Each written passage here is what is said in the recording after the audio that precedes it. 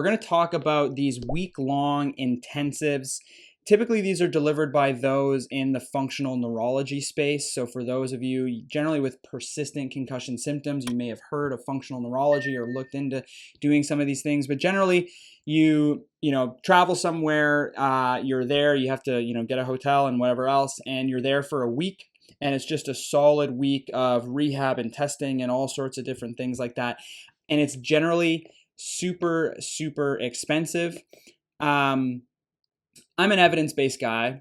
I like to follow the science. I like to follow the research. And all of the research shows that a week is not enough to affect any type of change in anything. And this is the thing that really gets me, because generally these programs are super, super expensive. So any of you have tried this or done this, and please feel free to comment and kind of leave your experience. But I have yet to have a single patient that has had any significant or appreciable change by doing one of these programs ever. And I mean, this is something that I specialize in. This is something that, the patients I see are all patients with chronic persistent concussion symptoms, and so they've tried a whole bunch of different things by the time they get to me, and they say they've I went down to here and I went down to there and I tried this and I did one of these week-long things, and not one single patient in my experience has ever had a significant benefit. Now you might listen to that and say, well, that's because if they did have a benefit, they wouldn't be coming to see you because they'd already be recovered. That's a good point, but I've also seen it the other way, where I'm working with a patient and they say, hey, I booked this a while ago before I came to see you, and it's now come up and I'm still going to go and I'm going to try it. So these are people that are currently undergoing rehab, and then they go and then they come back a week later and so how was it? Yeah, nothing. And these programs are like $10,000 to $15,000 in a number of cases. That's not including your hotel, your travel, and all these other things. But the promise is there that it's going to be super, super expensive. And the thing that really triggered this for me, especially since not one of my patients has ever done this and been like, oh yeah, that was amazing, that was the ticket, I got a lot of benefit from that. It's always kind of like, I don't know, it may have helped a little bit, but I'm not sure. I mean, that's not worth $10,000 to $15,000 in my opinion, to go and do that and kill yourself for a week and travel and all that stuff just for, I don't know, maybe. That's definitely not worth it in my opinion. And the reason that this does not work is that because your brain does not just regenerate, recalibrate, get used to new stimulus in a week period, no matter what. All of the research that's done on concussion, and there are proven therapies, there are proven treatments for concussion, and they all center around rehab, whether it's visual, vestibular, cervical spine, exercise therapy, diet strategies, all these things. All of the rehab protocols that are out there, they all are at least 8 to 10 weeks in length, if not longer. And that's where the evidence actually shows that you can have an appreciable change if you're doing this for 8 to 10 weeks consistently, right? And you can't just do one thing at a time. You have to kind of combine things, and that's a topic for another thing. Maybe we'll cover that at the end. But the thing is, going to do anything like this for a week is not going to be as effective as you would probably hope.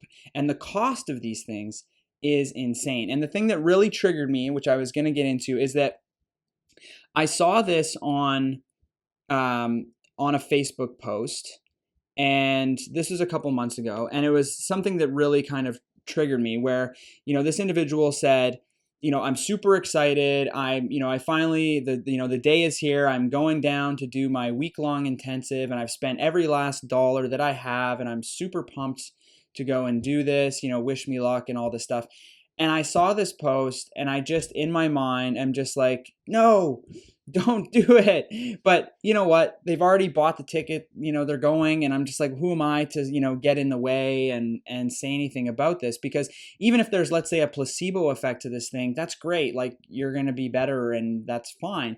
And I waited and I waited and I waited, and then the next week, obviously, you see a post from this same person saying that they feel just as bad as they did when they went down, and now they're, they've given up hope, they're hopeless, they don't know if they're ever going to recover, and now they spent every last dollar that they had.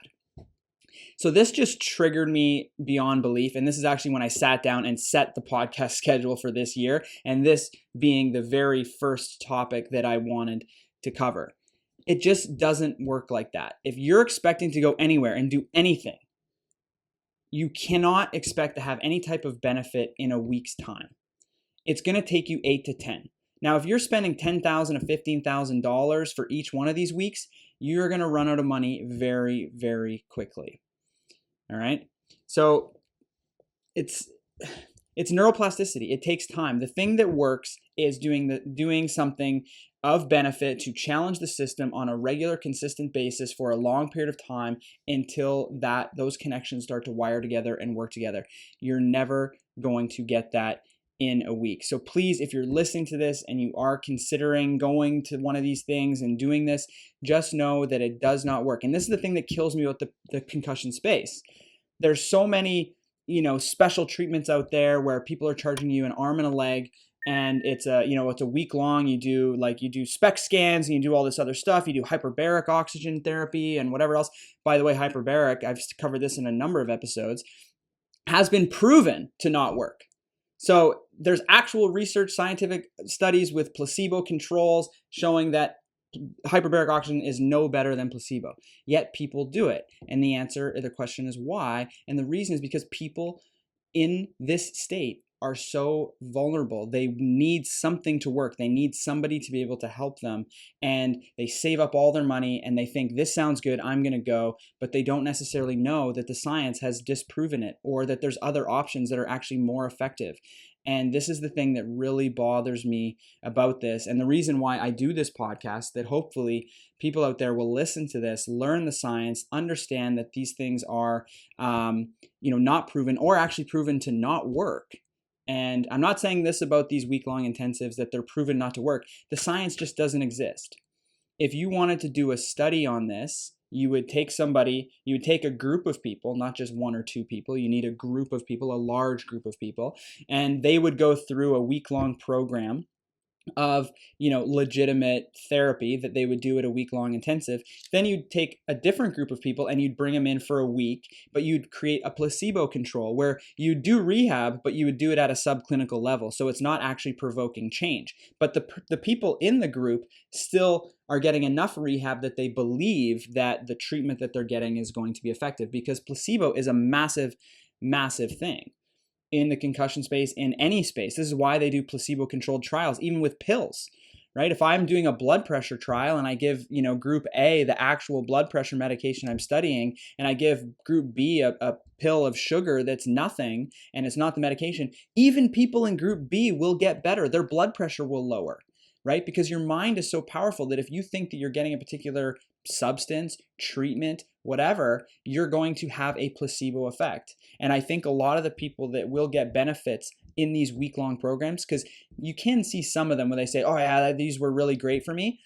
A lot of that may just be placebo. I'm not saying that it is, but a lot of it may be. So this is why placebo-controlled trials exist. And until we actually start running trials head-to-head on this, I would tell you to steer very clear of doing a week-long intensive of anything, despite what they say on their website, because the actual scientific evidence, which I read every single day, which I have a team to break down with me every single day, is demonstrating that you need at least 8 to 10 weeks of solid rehab in a multitude of different areas as being the most effective thing you can do for persistent concussion symptoms. And so start with that, and that's kind of the way that I will leave it.